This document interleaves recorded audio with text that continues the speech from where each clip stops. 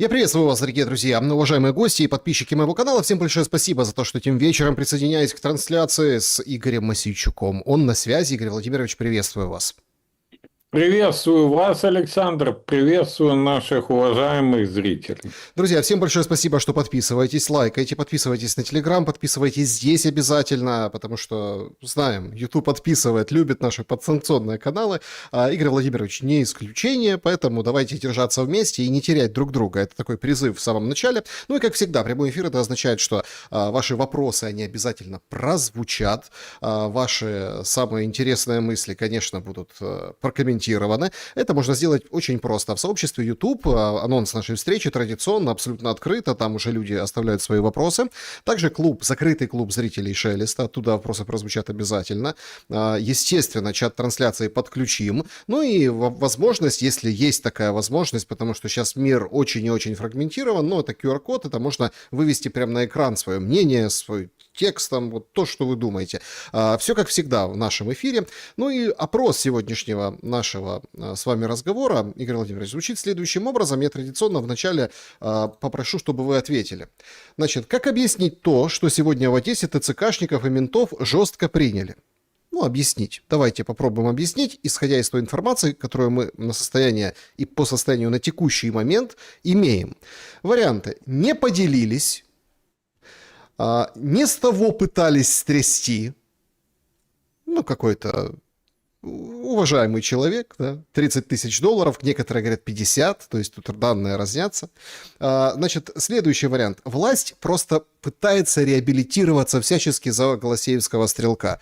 И это правда. Я думаю, вы тоже заметили, прямо у нас в каждом, в Киеве приняли кого-то с автоматом, в Днепропетровской области гранату кто-то бросил, и все вот сейчас очень много показывают, как полицейские задерживают, прям задерживают, они такие все бегут его, прям на камеру это все распространяется, ну, чтобы как-то перебить вот это позорище, которое устроили на выходных, да, патрульные полицейские нам показывают, как они хорошо работают. И четвертый вариант, просто все заканчивается, и начинается вот тот глобальный слив ТЦК, как козлов отпущения, о котором мы с вами, ну, периодически говорим и вспоминаем. Какой из четырех вариантов вы бы выбрали, и как смотрите на происходящее в Одессе?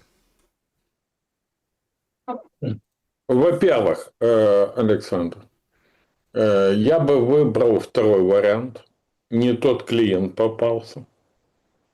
Видите, имя там не говорят пока. Даже я там пытался узнать в Одессе, пока всего шито-крыто. Не тот клиент попался, но абсолютно ситуация использована. Ее могли не реализовать. А тут набор пошел. Тут команда пошла с Киева срочно.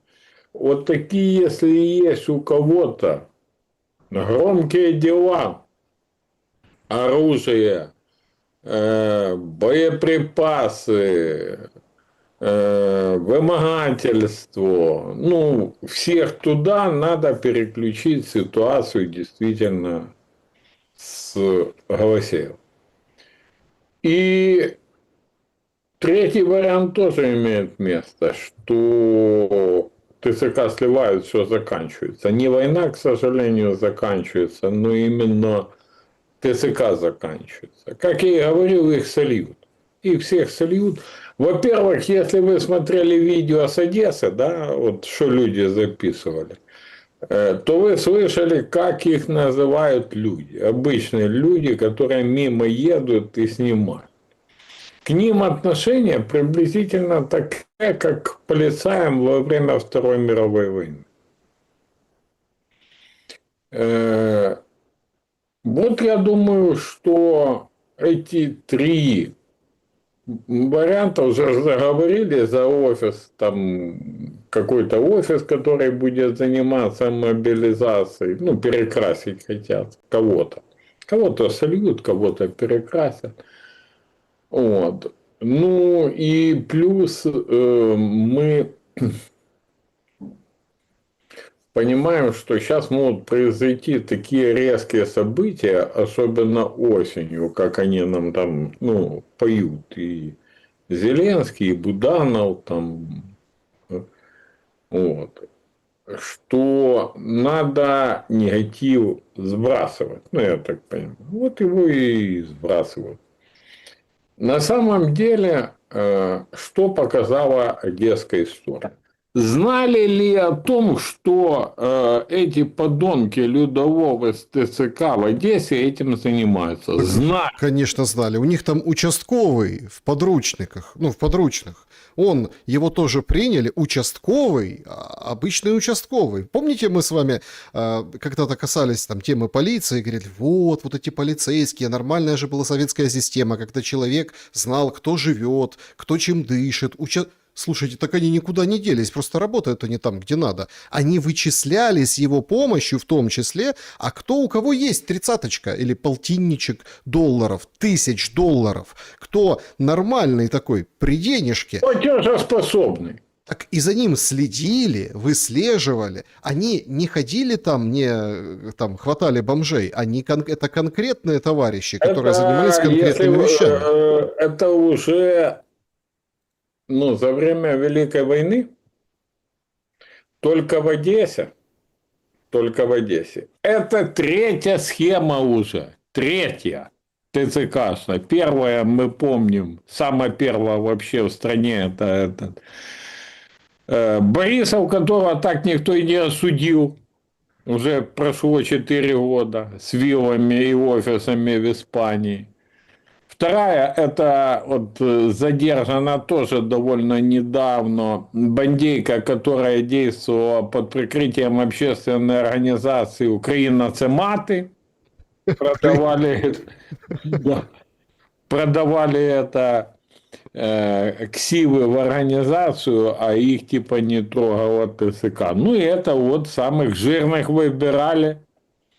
Жирок приспустить с жирненьких одесситов. А я, честно говоря, послушал реакции людей с автомобилей. Как люди радовались.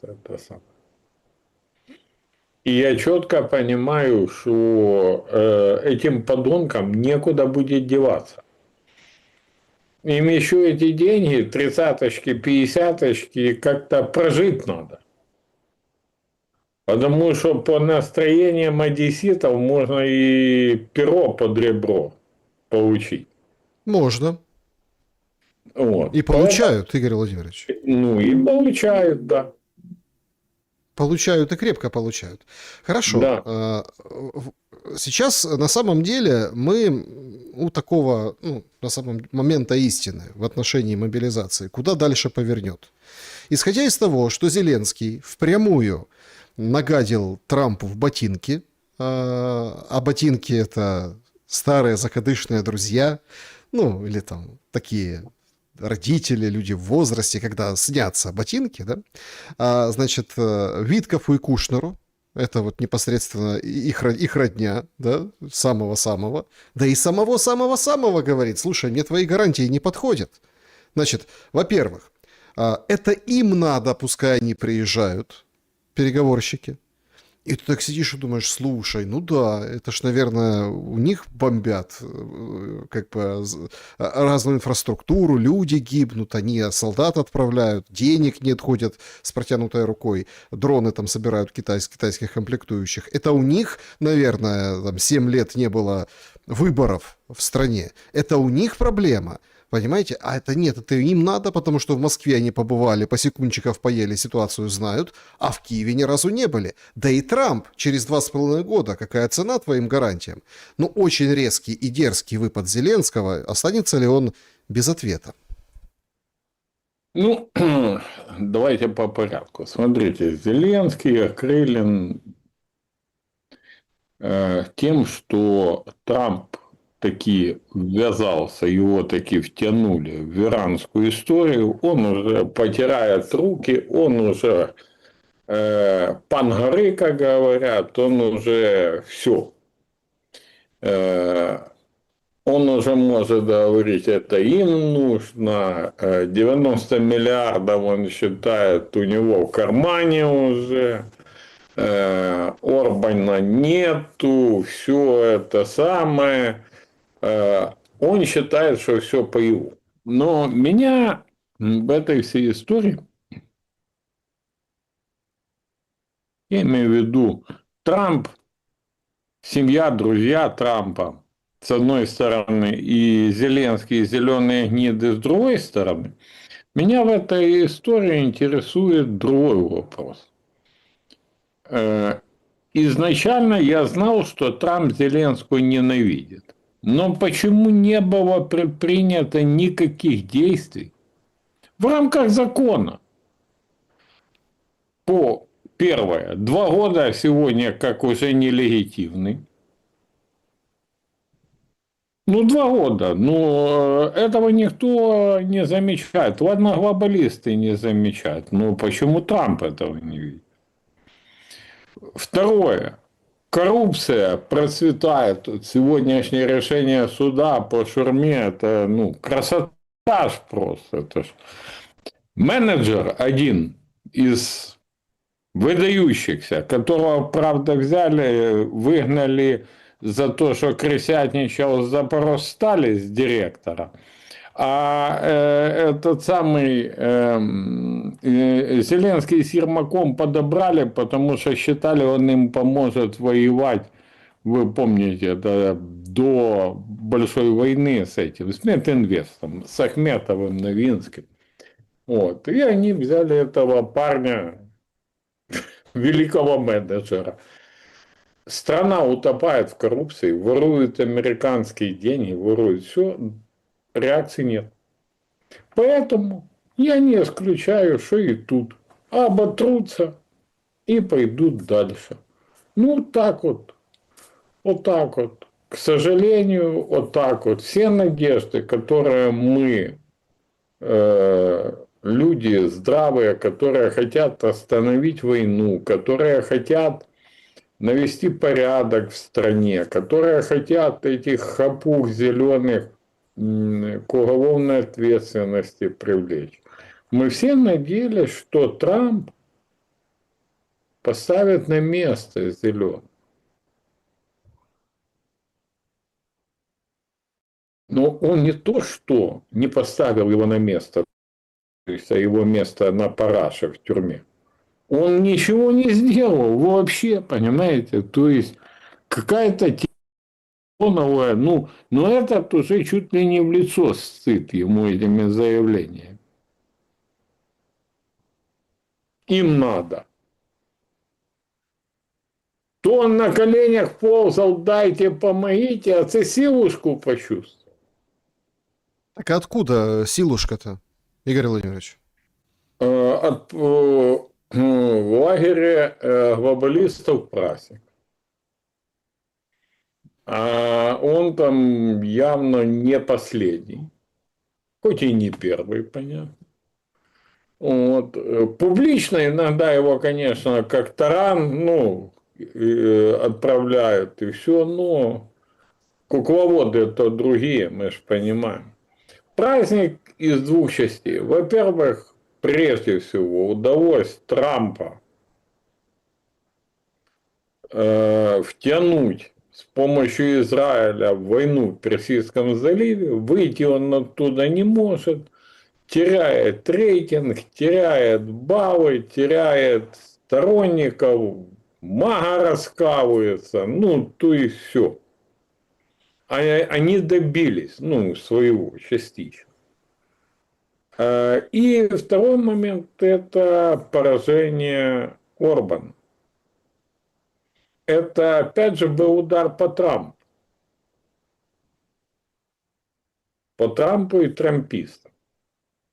Не факт, что Мадяр не окажется круче по отношению к Украине и к тому же Зеленскому, чем Орбан. Еще и такое может, произойти. Но морально они победили. Поэтому он и окрылен так вот, летает в облаках. Тем более сегодня 7 лет.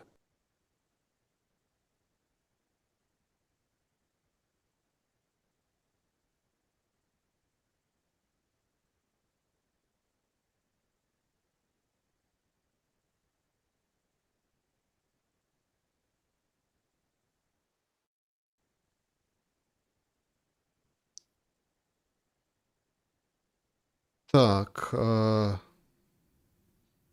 друзья, что скажете насчет сейчас качества трансляции картинки? Вот прямо сейчас напишите, что думаете. Все как бы зависает. Какая-то странная история. Видимо, нас немножко подглушивают. Есть такое дело. Напишите, все ли хорошо. Стрим упал и висит. Да, сделайте что-нибудь. Давайте попробуем сделать. Это дело такое. Мы с вами в эфире, насколько это возможно. Вот прямо сейчас дайте обратную связь, уважаемые зрители. Отвис, говорят, отвис, да.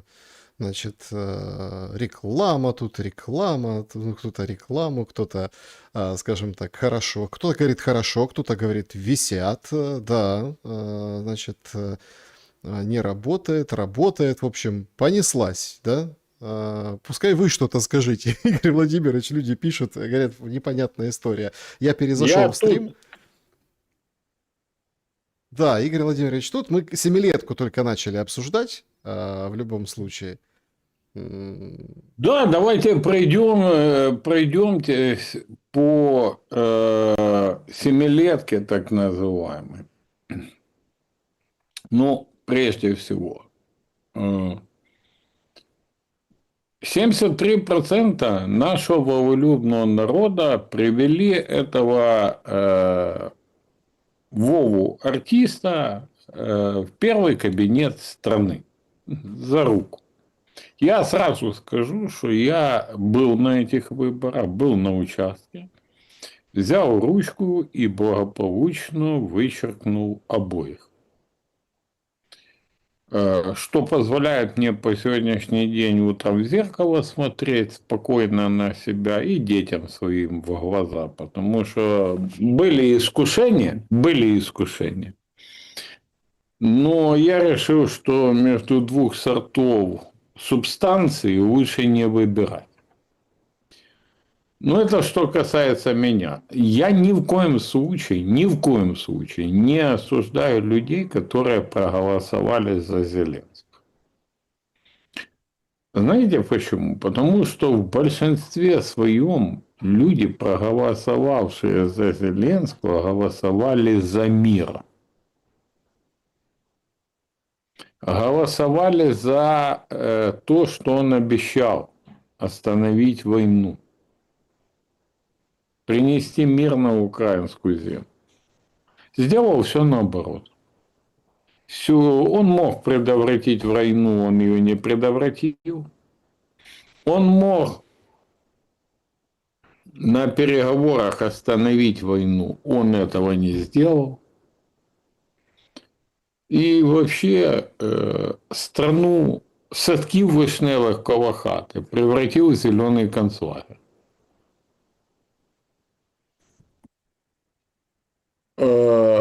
Скажу так, если бы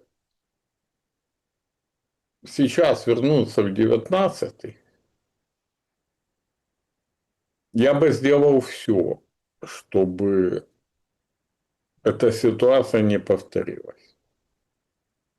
Эта ситуация с установлением диктатуры, а потом и узурпацией власти, она стала возможна, потому что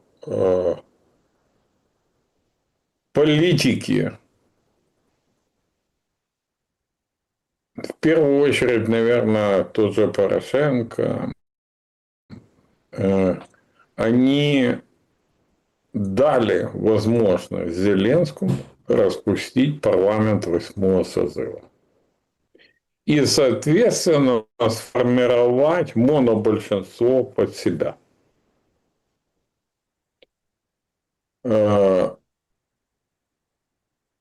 Монобольшинство, сформированное Зеленским, дало ему возможность установить диктатуру, а потом, когда пришла большая война, то еще и возможность узурпировать власть и не проводить выборы, и вообще к этому относиться как к чему-то такому, в порядке вещей. Можно много говорить о этапах клептократии, как начиналось все с заработков на коронавирусе, ну, заработков в кавычках, зеленых гнид. Потом продолжалось на великому крадівництві.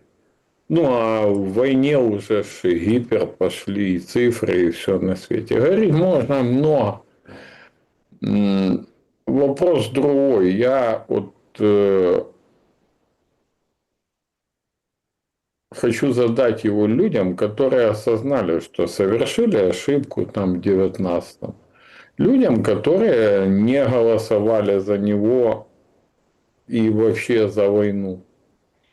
А вы не думаете, что пришло время объединиться и пришло время задать вопросы?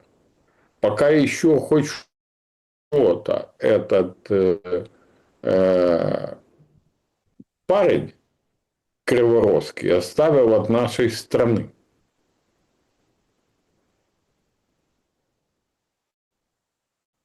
Вы знаете, я ничего не имею это самое, против жителей Кривбаса, но слоган о президенте Звездорасте актуален и повторяется многими. Пора, друзья, объединяться и реально начинать бороться за мир не только на диванах, а и на улицах. Да, значит, что сейчас мы мы стоим поговорим, на пороге. сейчас мы поговорим об этом. Игорь Ильич, закончите мысль. Давайте еще небольшая пауза, буквально минутка. Значит, есть определенные, они как бы мало ушли, видимо, блочат нас, да. Но, друзья, мы сейчас попытаемся что-то с этим придумать, буквально там полминутки, с вашего позволения, и вернемся.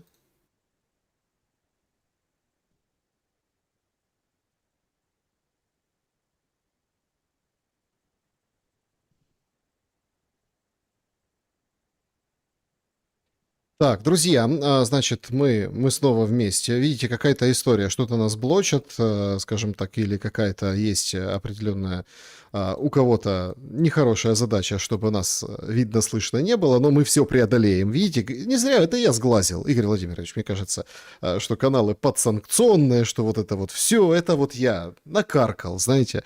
И вот это вот и получается сейчас непонятно с этими серверами, в общем, какая-то странная история. Друзья, но мы продолжаем. Я думаю, что все будет как бы как положено.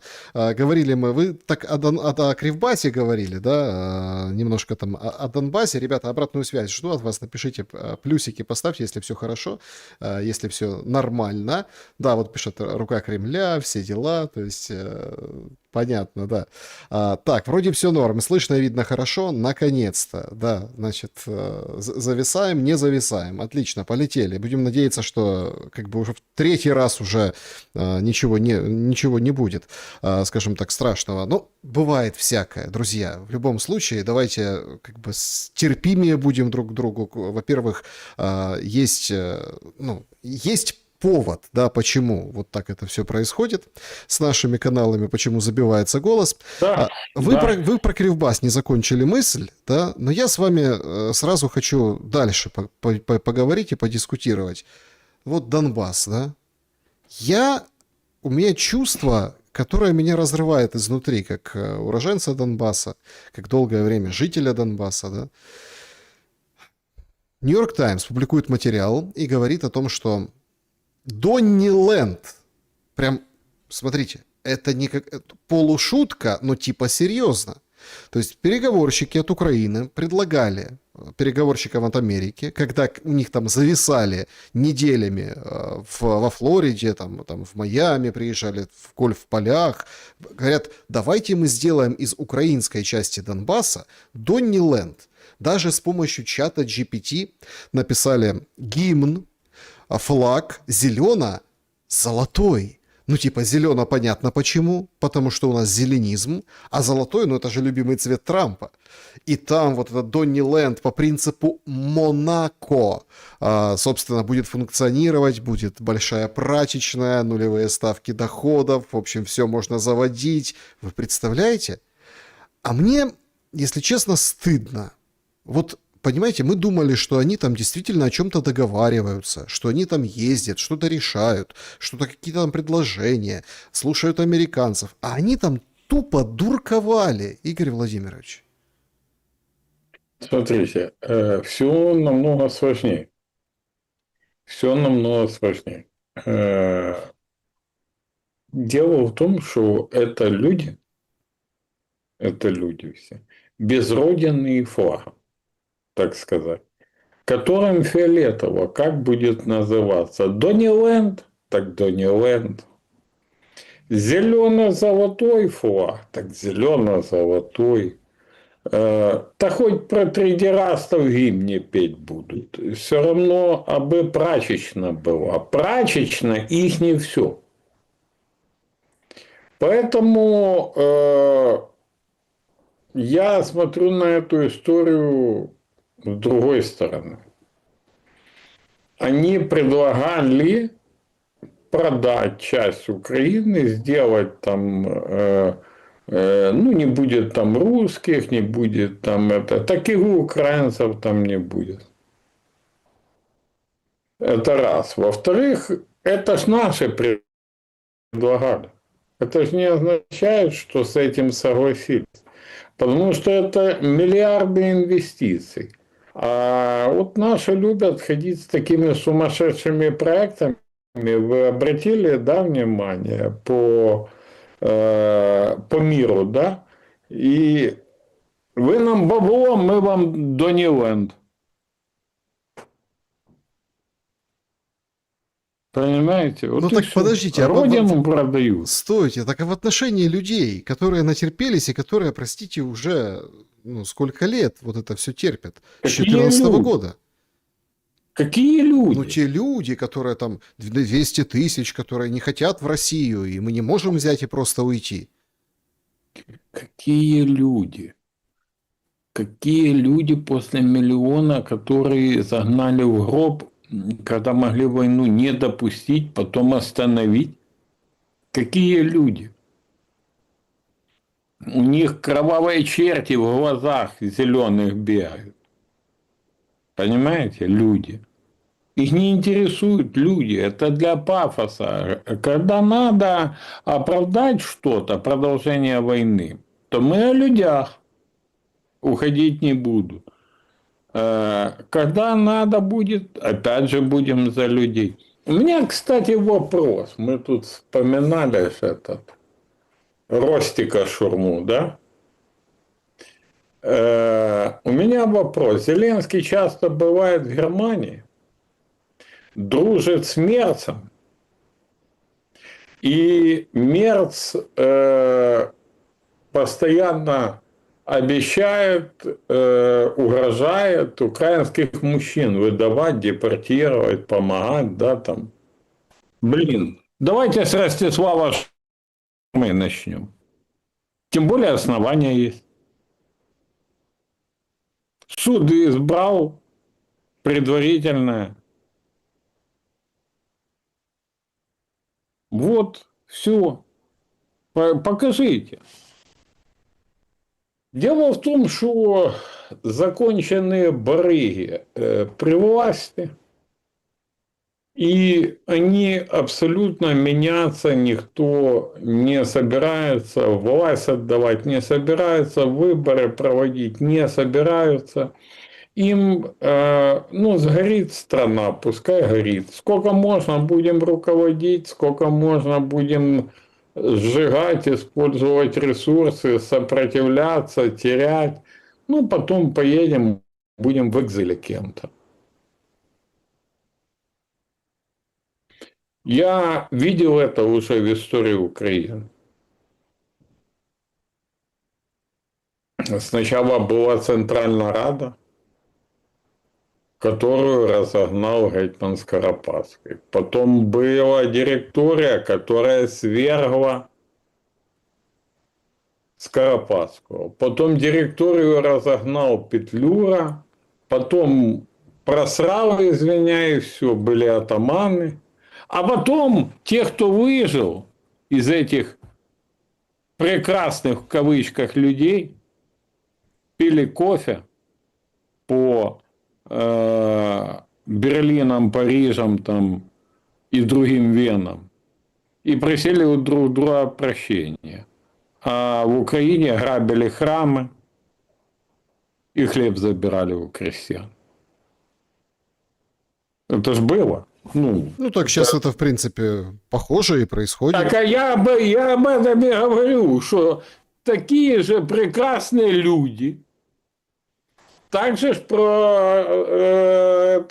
просирают, извиняюсь, на слове страну. Ну, точно ж, повторяют то же самое. И они готовы. Они не хотят останавливаться. Они боятся останавливаться, потому что потом будет следствие, потом будут разбираться, потом спросят, потом найдут в любой точке мира, опять же, потому что ситуация в мире мы видим, как меняется. Сегодня Дубаи были самым безопасным местом, ну, всем рассказывали, да, продавали этот пузырь. А сейчас там с собаками туристов загонять надо. То есть они понимают, что война – это для них вопрос жизни и выживания. Поэтому они ее будут продолжать. Остановить войну ни Трамп, никто другой не может. Остановить войну могут только сами украинцы. Ну как? Объединившись, выйдя на улицы и в Европе, и в Украине, сказав нет диктатуре, нет узурпации, нет войне. Объединиться в движение за мир, отложить в сторону партийные какие-то разногласия, идеологические, языковые, церковные, междуконфессионные, исторические. Свергнем законно, а это только законно, бо узурпация – это преступление, диктатора и узурпатора, разойдемся по партийным идеологическим квартирам и будем соревноваться в эфире у Шелеста и доказывать, чья идеология лучше на демократических выборах, каналах, ну и так далее, а не телемарафонах, на которые опять насыпали бабла для пропагандистов. Вот, это единственный путь. Вот Трамп показал, что все надежды на внешние силы, что они придут, сместят Зеленского, придут, спросят, где наши деньги. Да не придут. Не придут. Наша судьба только в наших руках. В руках украинцев, а не американцев там, или кого-либо другого. Вы смотрите, что делается. Ну, очевидно, что нам опять цепляют морковку, за которой мы должны бежать в пропасть. Выходят эти замечательные люди, ну, в кавычках, Мерц, Макрон, Стармер, фон дер Ляйен. Нет, Стармера не было, фон дер Ляйен. И говорят, так мы готовы Украину в ЕС принять. По прискоренной процедуре. Вот вам морковка. Видите, вот она, мы ее опять перед вами. То НАТО морковка, а теперь ЕС будет. И Зеленский им вторит. Вы же видите, да? Для нас членство в Евросоюзе есть приоритетней, чем членство в НАТО. Чем приоритетней, не знаю. Во-первых, эта морковка никто никого никуда не примет. Потому что есть страны, которые будут это блокировать, потому что понимают, что это угрожает их национальным, в том числе экономическим интересам. И прежде всего это наши соседи. Поляки, венгры, словаки, чехи и так далее. Они понимают, что если принять Украину, Украина своим зерном может задавить их, ну, польского фермера, ну и так далее, и так далее. То есть, все, а если и принять, то принять в виде зеленой лужайки. Ну, чтобы никому не мешало. Понимаете? Поэтому нам продают морковку, мы ее слушаем и бежим за ней.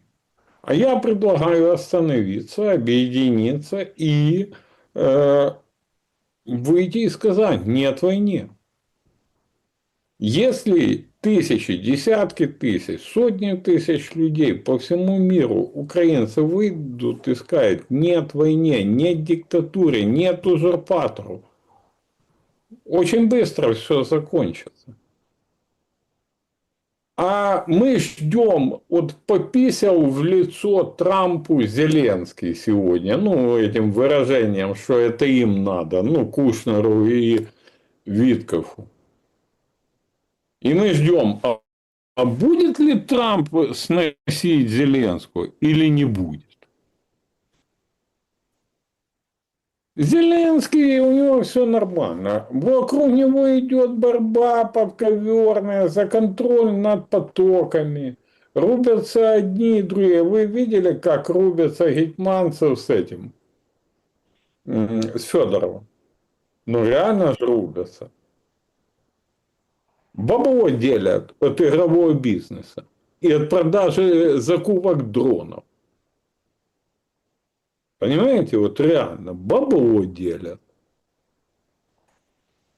Или это самое, или вот сейчас уже можно с уверенностью сказать, что у Зеленского и Ермака, который там то ли в кровати, то ли под кроватью, свечу не держу, не знаю, но где-то там рядом, близко к телу, к зеленому телу. Это самое, у них уже план стартует, операция по отставке Будапешта. То есть они даже у себя Погодите, а что сделал Буданов? Да ничего он не сделал. Он Нет, вот что он, чем он так небезопасен, понимаете? Сейчас вот там пускают антикризы разные, как он прыгал с вышки Бойко в море, плавал там, Буданов, ну типа, смотрите, с обычными солдатами, вот уже во время войны, вот это он туда десантировался на вышку Бойко, они обстреливали, вот это все, то есть вот какой герой, прям он лично плывет там, показывает. Это антикриз, вы правильно говорите, это антикриз. Они надеются, политтехнологи, которые, ну, они нам понятны, это в первую очередь Юсов, Золотарев, тот, который ПРУ, ну, создавал. Они обслуживают Буданова, и они, понятно, хотят показать, какой геройский офицер, которого сейчас съест офис. Ну, вот Ведьмак съест его, и все. И продать его отставку как трамплин, ну, избирателю, трамплин в политику и трамплин на первое место. Оно бы, может, и сработало, если бы время мирное было. Потому что Буданов – это такой же представитель партии войны, как и Зеленский. И скелетов в шкафу там не меньше количества, а в чем-то может и больше даже. Вопрос в другом, еще раз говорю, их не интересует. Это эти политтехнологи думают категориями выборов. А Зеленский не собирается проводить выборы. Он убирает Буданова, чтобы тот лишнего не молол. Смотрите, то, о чем мы говорили в эфирах неоднократно, за что на нас постоянно кричали «рука Кремля», «рупор Кремля», там, ну и так далее. Ну, за что ввели санкции? За что ввели санкции в том числе. Выходит Буданов и говорит то же самое, понимаете? Выходит и говорит,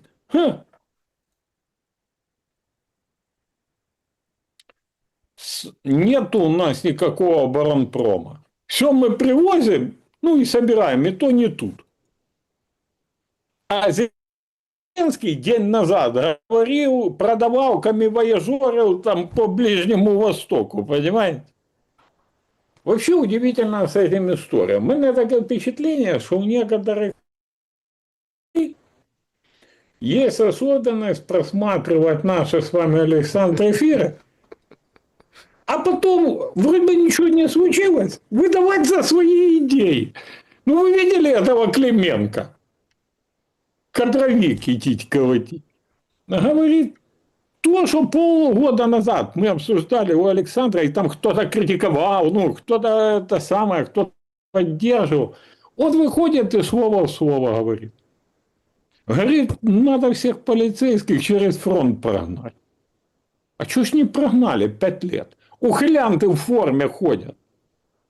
Вот вдумайтесь, страна не может победить страна, если в стране ухилянт в форме бегает, ловит вместе с людоловами кривого косого больного, вместо себя отправляют штурмовые полки на мясо. Как может выиграть эта страна? Как может выиграть страна, где ухилянт в форме, увидя стрелка, обезумевшего или что там произошло, не спрятал ребенка за машину, не спрятал мужчину, не достал пистолет, не съел. Ну, вот реально, я сегодня разговаривал там с одним человеком, блогером тоже, с Киева. И это самое. И он мне говорит, ну, есть наградной пистолет, это самое. И он мне говорит, Игорь, ну вот если бы я там был, и у меня был с собой, ну, этот пистолет. Ну, это же реально сесть за машину, подождать, пока будет проходить. Боишься убивать, в ногу, ну, выстрели. Выходит эта шаросятская рожа, об которую Пасюков быть надо, Рома Костенко, на трибуну парламента из главной трибуны страны обращается к гражданским украинцам и говорит, холопы, ну, я перефразирую, но смысл такой, холопы, а если бы вы были на их месте, я бы посмотрел, как бы вы себя повели. Ромочка,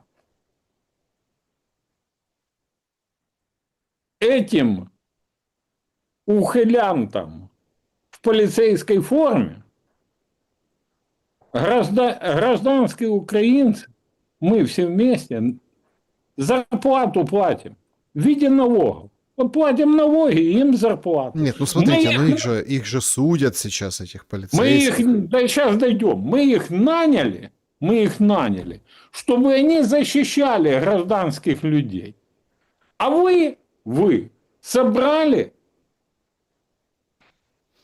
банду мусоров, по-другому назвать. Это же не менты. Это мусора, мусор просто, который ничего не может и вреда, как оказывается, по одесскому сегодняшнему случаю, о котором мы говорили, там у них все в порядке, все получается. Наводить, кого грабить ТЦКшников и так далее, и так далее. Поэтому Ромочка должен завалить хлебальник.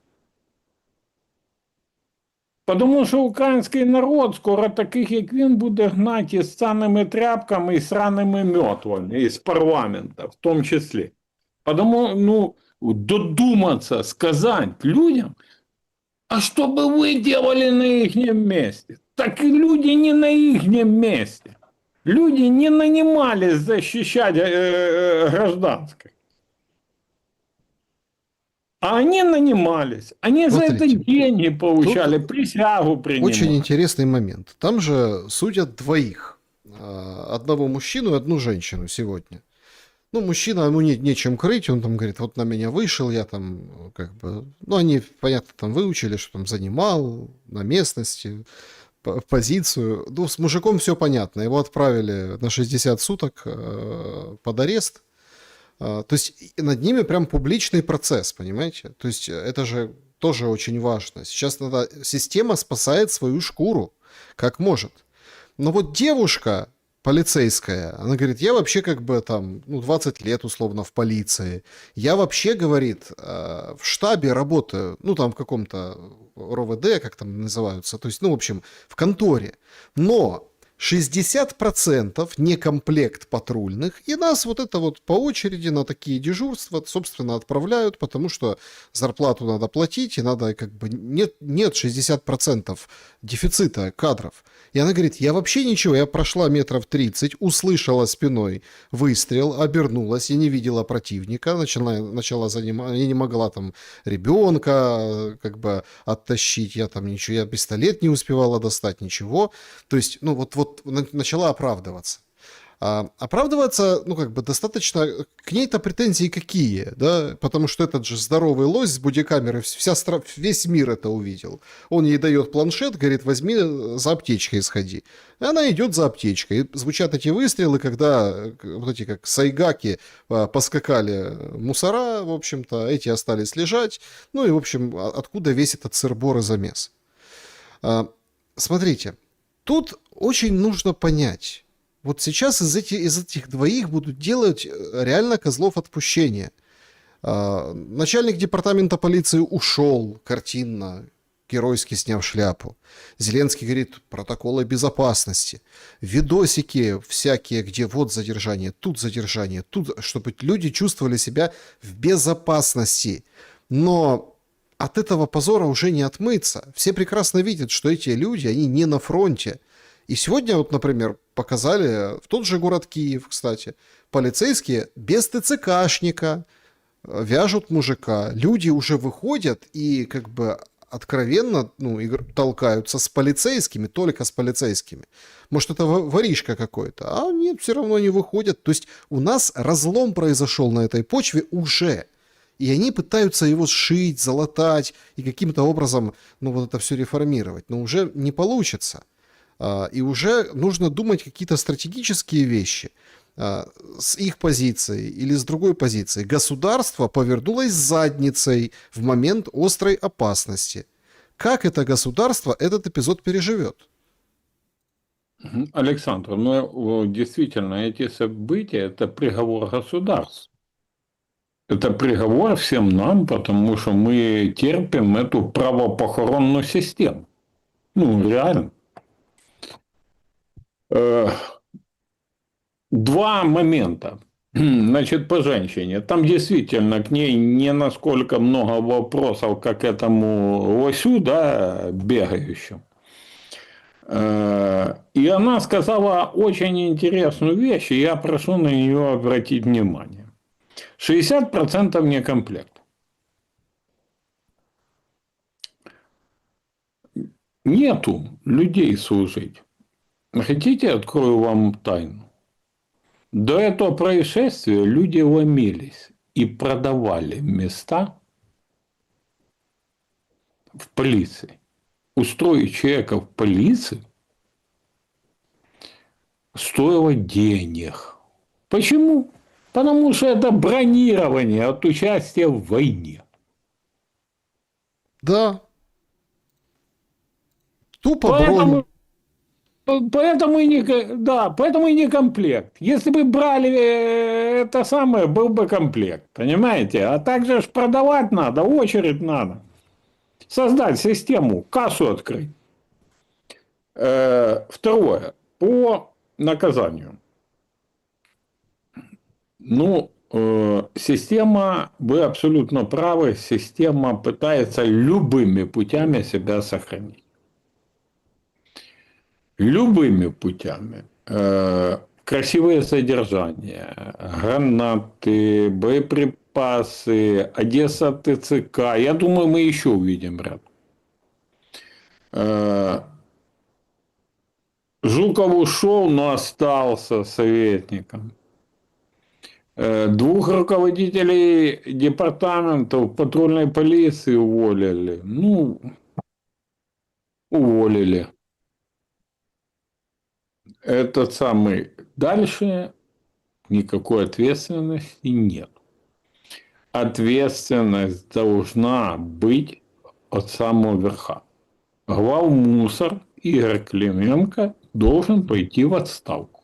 Это он довел уже до конца. Я не скажу, что все было идеально, но то, что довел до этого вообще до конца во время войны, это он рассказывал нам, что полицейских нельзя на фронт отправлять, а теперь повторяет Мосейчука, говорит, все полицейские должны через фронт пройти. Понимаете?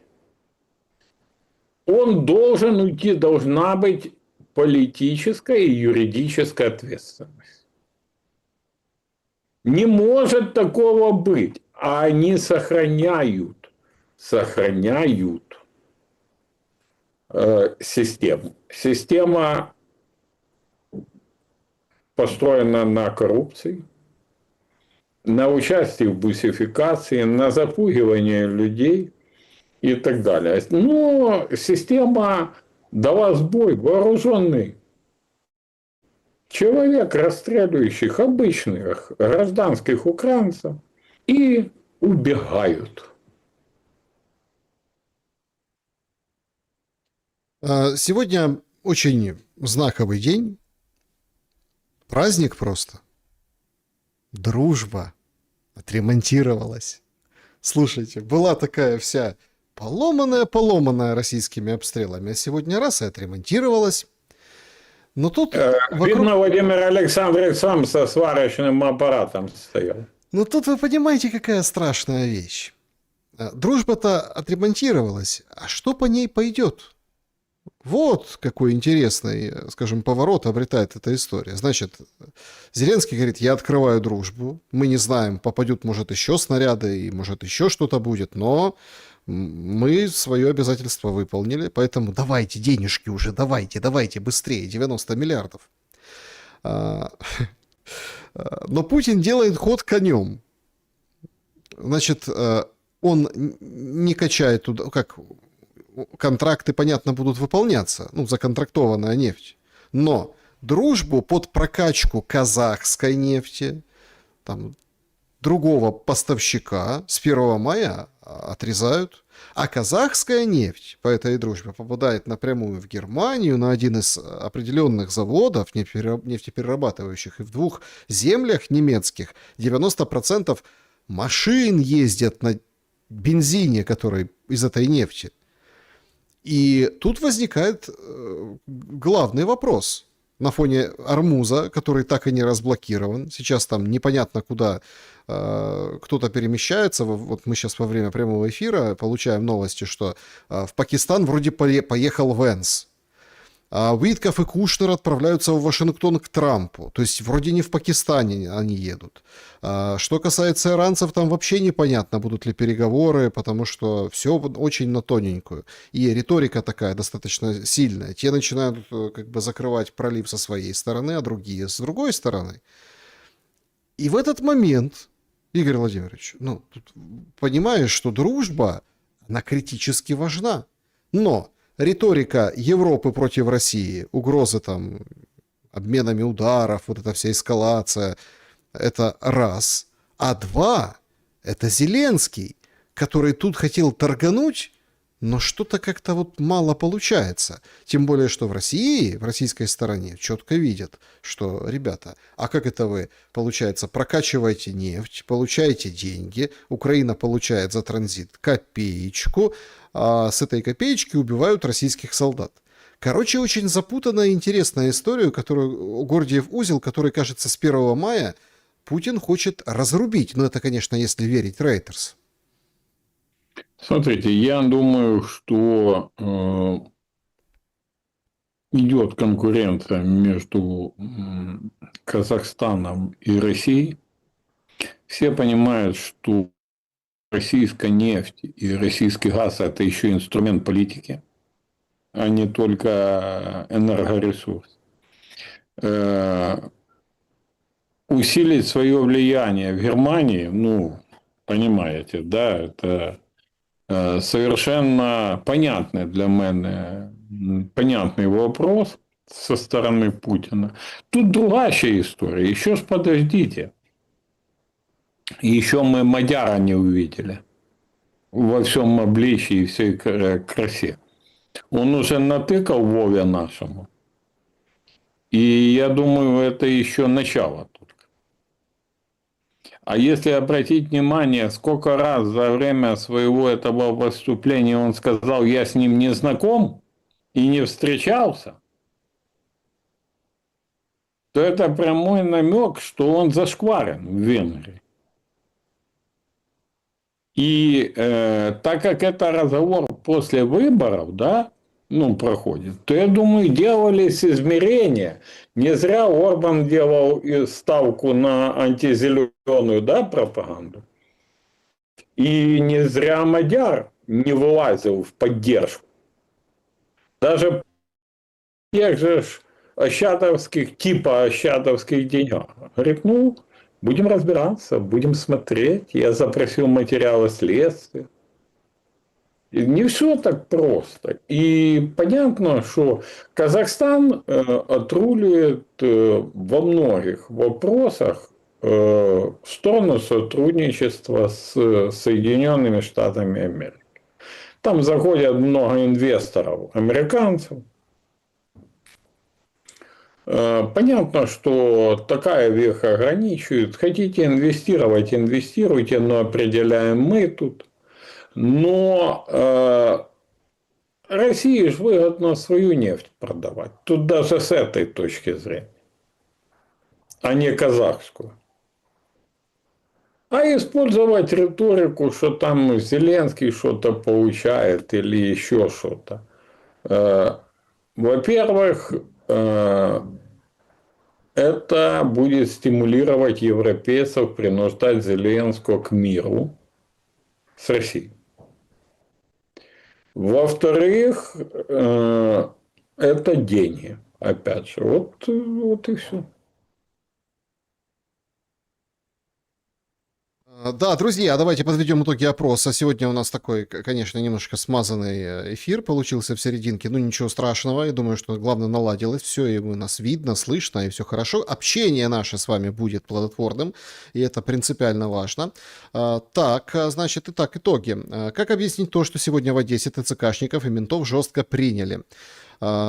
17% все заканчивается, начинается слив ТЦК, ну, козлы отпущения. 21% власть реабилитируется за стрелка Голосеевского. 30% не с того пытались просто стрясти или не поделились, это 32%. Почти рядышком, почти ровненько, ну, не на того напали или просто не дали взять. Потому что, ну, все это прекрасно знают, эти уже расценки и эти все моменты. Ну, тут просто вопиющий случай. Следить за человеком, хватать его, несколько раз на него наезжать. Мы еще узнаем, Александра, фамилию этого человека, и она может нам довольно много чего сказать в этой истории. Ну, пока видите, молчат. Пока видите, молчат. Да, кстати, друзья одесситы, я знаю, нас всегда много смотрят одесситов. Если кто-то владеет ситуацией по сегодняшним событиям, пишите, Александр озвучит, и будем благодарны за информацию. Да, друзья, значит, идем по вашим вопросам. Спасибо большое, что их оставляете. Поехали, режим Блиц. Дорогой Игорь, денацификацию, очевидно, уже проводят философы Украины. Баумейстер, Яневский, Дацюк и гости Романенко и Фельдмана. Как думаете, достигнута цель России? Добавлю, что это стиль Путина и товарища майора в целом. От игромании, лудомании, алкоголизма у нас именно так боролись, чтобы на выходе люди сами хотели избавиться от плохого. Это очень православный метод. Алена к вам обращается. Смотрите, ну, тут вопрос немного, я понимаю, о чем вы говорите. На самом деле, никто никого не излечит, если не излечатся сами. Человека, я за свою жизнь, я видел очень много наркоманов. У меня мама, Царство Небесное, сегодня, кстати, родственница, это самое, она была врачом, наркологом она была. И я видел это все. Так вот, за всю свою жизнь я знаю только одного наркомана, который излечился. Я сталкивался с лудоманами, которые проигрывали и выносили все. Тяжелейшая болезнь. Излечить можно только тогда, когда человек переосмыслит сам. Кстати, наркоман, который излечился, там женщина, она к Богу пришла. В церковь в обычную, православную, к Богу, и уверовала, и излечилась. Поэтому, если еще люди, если украинцы сами не придут к определенным вещам, сами не захотят остановить войну, строить мир, строить страну, примириться в середине, убрать с повестки дня вопросы, которые нас разделяют, то будет это самое, будет катастрофа. Катастрофа для страны, для людей. Так, значит, вот такой вопрос еще для вас, Игорь Владимирович, Лина Востроилова. Украина заболела национализмом. Перейдет ли это в стадию нацизма? Категорически с вами не согласен. Если бы Украина заболела национализмом, то Украина сделала сейчас все, чтобы остановить войну, чтобы развиваться. Национализм ведь на самом деле это совершенно другие вещи, чем нам продают. Нам продают быстрее нацизм с левацким уклоном и так далее, и так далее. А национализм – это любовь. Любовь к своему. Вы знаете, какая сейчас в мире самая националистическая партия, по моему мнению? Коммунистическая партия Китая. Мгм. Потому что они отстаивают национальные интересы по полной программе. Либеральная партия, по-моему, либеральная этого, Японии, да? Вот посмотрите, отстаивают интересы. И так далее, и так далее. Вопрос не в названии. И национализм, он другой. Мы в 21 столетии. Не будет землянок УПА, как и 4 украинских фронтов уже не будет. Это в памяти будет. Но это не будет уже все, забудьте. Национализм 21 столетия – это об экономике.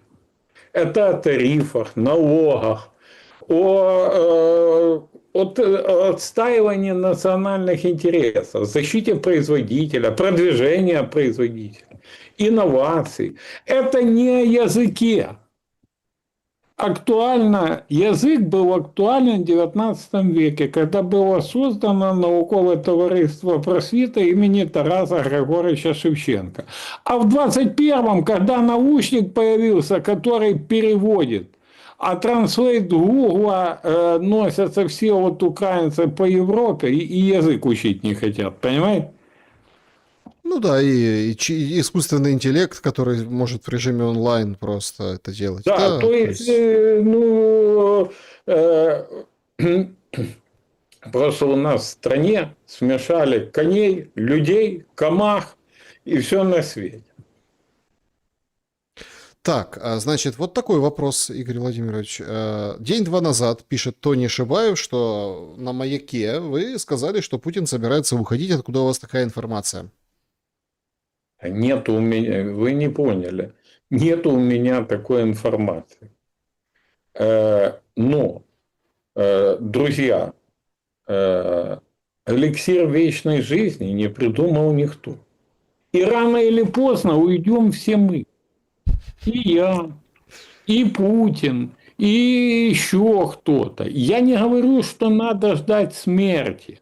Ну, там разговор о другом был. О том, что в середине тоже идут разговоры, потому что элиты там тоже одна другую подкусывают и очень серьезно. Но то, что это произойдет завтра, послезавтра, в следующем году или через 2 года, я этого не говорил, не знал, и это сам. Мгм. Людмила, здравствуйте. Министр МВД Клименко сегодня заявил, что полицейские прошли фронт, но его не поддерживает руководитель нацполиции. Игорь, скажите, а он точно министр или пастух? Или он хочет отправить воевать полицейских, как и своего сына? Спасибо, берегите себя. Смотрите. Ну, во-первых, я твердо убежден, что полицейские действительно должны пройти фронт. Почему я... И это я озвучил первое, а не Клименко. Мы уже тут говорили с Александром. Почему я так считаю? Первое. Но они тогда, как лоси, не будут убегать от преступников. Во-вторых, после войны ветеран не сможет им сказать, что ты, сука, почему в танке под Бахмутом не горел. Конечно, надо заканчивать войну и желательно никого никуда, не отправлять. Но Клименко выдает то, о чем говорили полгода назад, то тут на канале у Шелеста. Я лично говорю. Мгм. Так, вот такой вопрос. Привет, Сожмеренки. Митя задает вопрос. По владению оружием. Чисто в теории. Вот раз и разрешить оружие, то куда с ним ходить? Или в общественных местах, типа магазины, театры, вокзалы и подобное, поставят, например, металлодетектор и запрет там быть с оружием. Получается, что только домашнее хранение и чисто для поездки в автомобиле? Смотрите, мировая практика показывает, в разных странах по-разному выписан закон об оружии. Там, где разрешено ношение оружия. Самое свободное в некоторых штатах США. Почему я выступаю за легализацию оружия? Дурновата абсолютно ситуация. Значит, автомат, пулемет под видом охотничьего можно иметь, а пистолет нельзя. Это во-первых. Во-вторых, а как вы хотите изъять у людей оружие сейчас? Назовите, после 22 года, когда власть подставила всю страну, да, много желающих сдать оружие? Да нет. Поэтому я и говорю, мы легализируем и говорим, если вы легализируете, отстреливаются в полиции, в гильзотеке, оружие, вы обеспечиваете хранение соответственно, прописывается порядок ношения, где, как и что.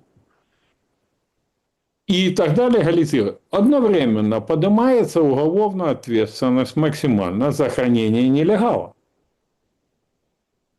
То есть человеку дается выход. Легализируйся. Либо сдай, либо сядь. По-другому не изымем оружие. Не поверят государству люди, если им не дать, для защиты собственного дома и собственных жизней и так далее, и так далее. Это серьезная тема, по ней можно дискутировать очень много. Я готов дискутировать на эту тему, но скажу вам так, мы не избежим легализации оружия после, дай бог, окончания войны. Смотря чем еще закончится. Игорь, скажите, кроме целей язык, вера и НАТО, других от РФ не прозвучало. Вопрос, а это вообще понимают украинцы, знают? Если да, то зачем идут на смерть, видя, что их отправляют на тот свет? Благодарю, Александр, всем добра. А движение ваше должно называться «За жизнь». Смотрите, прежде всего, друзья, играют и разыгрывают власть треклятый территориальный вопрос. Это прежде всего. Они уже, вот эти переговорщики, у меня там есть люди-консультанты, которые там в общении ездят даже с ними. Они уже согласились НАТО убрать с Конституции. Они давно были на это согласны. Нейтральный статус признать.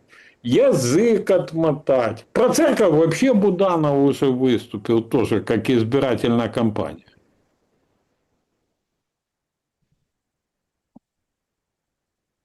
Поэтому тут вопрос совершенно в другом. С народом надо говорить открыто. Я это не раз тоже говорю. Есть требования России. Надо выйти и сказать, требования вот такие, вот такие, вот такие. Общество, мы на них готовы. И все. А когда рассказывают, что один территориальный вопрос, а он не закончит войну, а будет вот это, а про гарантии какие-то говорят, но они какие-то все мифические. Вы заметили, Александр?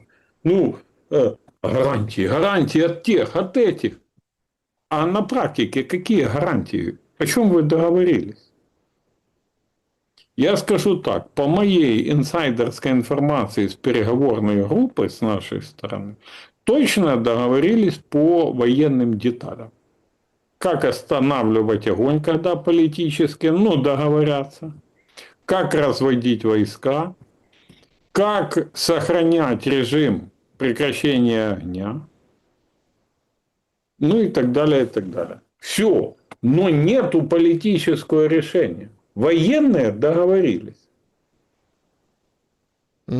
Так, у нас приходят новости о том, что Иран сообщает, что не отправит делегацию в Пакистан на переговоры с Америкой, пока не снимут блокаду. Короче, они начинают торговаться переговорами. Ну, такой себе знак, конечно же. Такой знак на самом деле. Плохой. Плохой. Так, значит, я имею в виду в достижении какого-то результата, да, мирного. То есть Трампу надо отползать с уступками, а это означает быть опозоренным окончательно. Хотя есть сейчас как бы частичный этот позор. Вот такой вопрос для вас. Значит, добрый день, Денис пишет. Как это наше королевство под названием суд выпустило Нестора Шуфрича? Понятно, что обвинения фальшивые. Какие шансы у других сидельцев, политиков, олигархов? Смотрите, первое. Обвинение Шуфрича прекрасно тем, что по нему должен сидеть Владимир Зеленский. Для вашего понимания, друзья, Шуфрича обвиняют в том, что он оплачивал охрану своего имущества, недвижимости в Крыму оккупированном. Сука, это ж Володя оплачивал тоже точно так же, пока квартиру не забрали. Понимаете? То есть, логика. Теперь по освобождению. Существует 3 позиции. Я пока не хочу какую-либо из них занимать. Существует 3 позиции. Возможно, выдаили. Потому что цель закрыть Шуфрича была ограбить Шуфрича. Отобрать земли там у фирм, отобрать еще там что-то. И ограбить в прямом смысле. Я думаю, что Нестор Иванович выйдет в эфир, и мы сможем у него спросить, с коллекции что сперли, потому что я знаю, что по рынкам носили, продавали. Можете себе представить? Значит, это один вариант, что отдал. Хотя не думаю, потому что 2 года держался. Второй вариант, что договорились, не хватало голосов, пошли, договорились его соратники по ОПЗЖ. Такой. Я в это не верю. Потому что один голос, как ни крути. Я в это не верю. Во-первых, голоса они дают исправненько. Не, ну что типа они не будут голосовать. Во-первых, они военнопленные голоса дают исправно. Во-вторых, они часть зеленой власти с ней зарабатывают. И это надо четко понимать.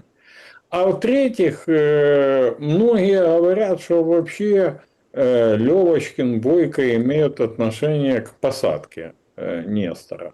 Правда, неправда, хай сами разбираются в их этом Жабагадюкине.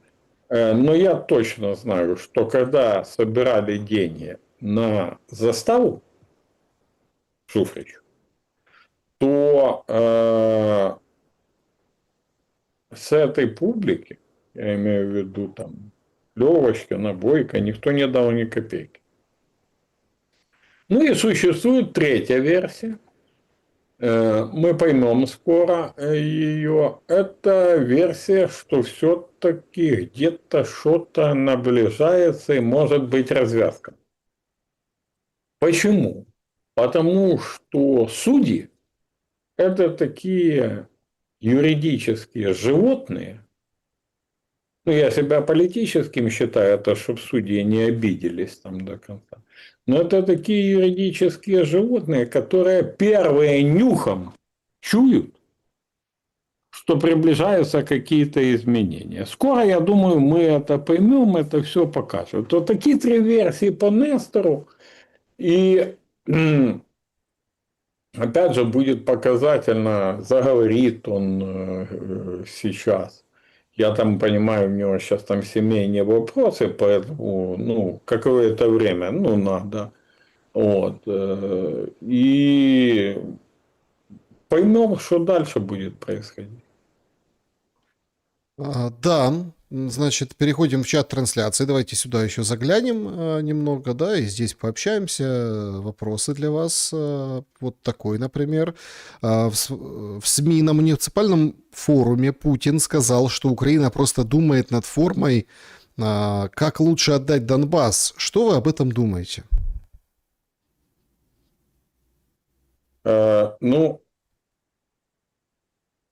в словах Путина логика есть. Я об этом задумывался неоднократно.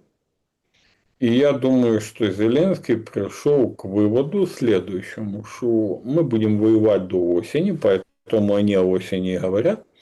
До осени мы с боями сдадим ту часть Донбасса, сохраним свою морду лица, а потом типа подпишем мир.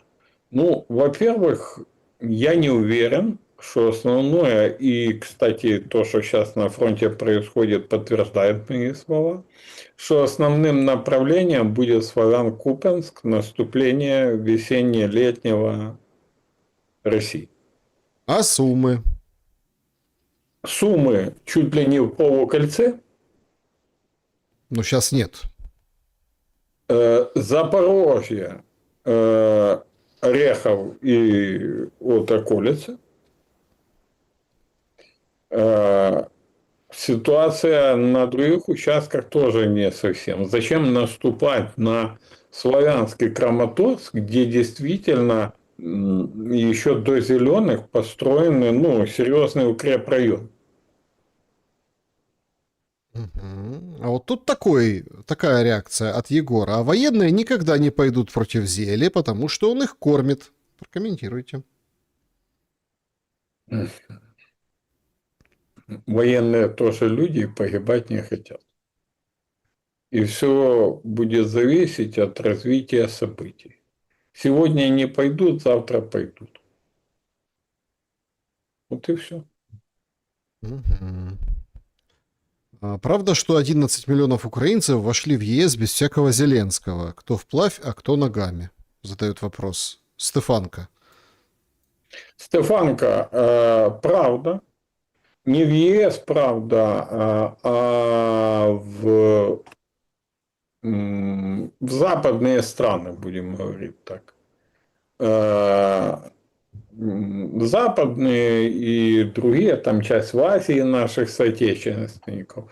Если не считать наших соотечественников, которые оказались в Российской Федерации, да, если не считать, то где-то 11 миллионов и выходит, ну, по всему миру. Вот так вот. И это правда, да. И многие не вернутся никуда.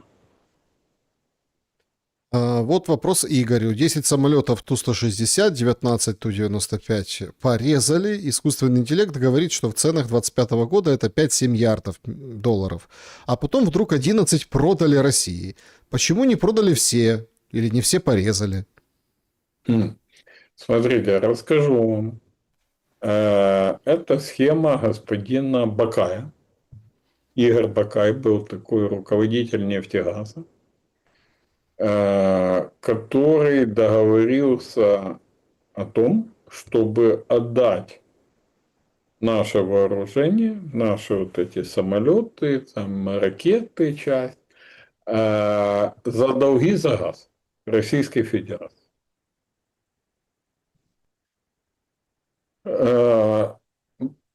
Сработало. Правительство Пустовойтенко проголосовало, передали и все. По другим стратегическим самолетам было требование, оно было обоюдное. Если кто-то думает, что ядерное разоружение, стратегическое разоружение, уничтожение Южмаша, закрытие всех блоков на ЧАЭС, это не звенья одной цепи, и в этом не было договорняка между Вашингтоном и Москвой, вы ошибаетесь. Начну с хвостика. По Южмашу это совместное решение Москвы и Вашингтона лишить Украину стратегического предприятия, которое в ракетной отрасли было. По Чернобылю также, потому что там можно обогащать было уран.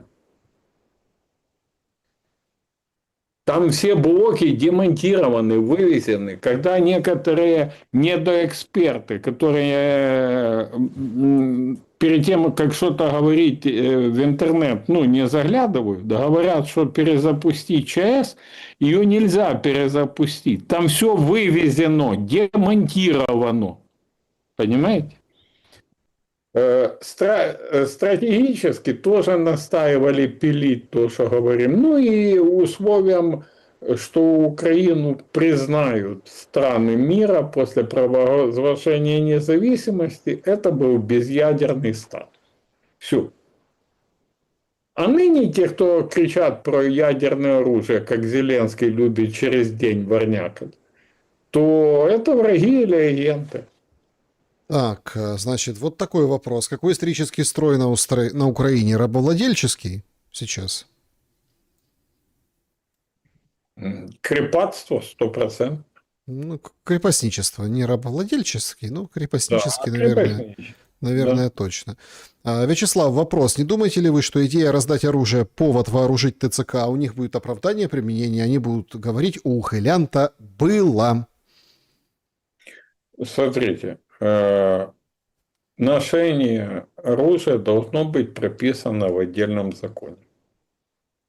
Это раз. Второе. А у меня к вам встречный вопрос.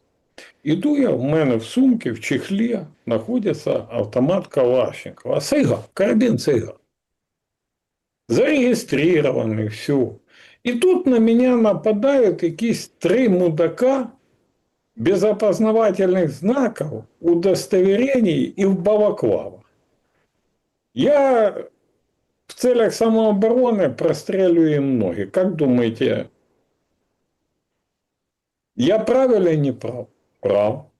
Все должно происходить по закону, в этом и проблема. Конечно, если будут бегать дальше эти дебилы, то им будут отстреливать головы. Так хай отстреляют, бегать не будут. Игорь, вы считаете, нас целенаправленно столкнули лбами, спрашивает Андрей. Да. Да. Нас не столкнули даже лбами. Это другое. Там лбами столкнули потом. А сначала Смотрите, Украина как государство и украинцы как народ, это было единое, монолитное общество, где доминировала культура определенная и вера, православная вера. И это центр был, центр, будем говорить, Руси, основа, столб. И это надо было разрушить, разорвать кровно-духовную связь в нашем народе. Поэтому наш народ решили использовать как дрова, уголь, не знаю, что назовите, в костре, на котором пытались поджарить медведя российского, чтобы освободить, ну, его. Им надо ослабление, и параллельно уничтожение от фундамента от украинского народа. Значит, что и когда, Людмила спрашивает, так сильно повлияло на вашу позицию после Майдана? Я не совсем понял вопрос. Я, уважаемые зрительницы, хочу сказать, я не был на Майдане ни одного дня. Я не мог там физически находиться. Даже если бы захотел.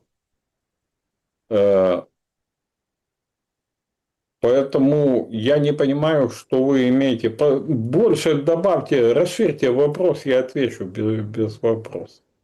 Владимир, вопрос. Правда ли, что азовцы и айдары, Азовы и айдары набирались футбольных фанатов Донецка и Харькова? Правда, Азов точно. Так, вопрос. Родина это там, где родился, или там, где похоронен? Наташа спрашивает.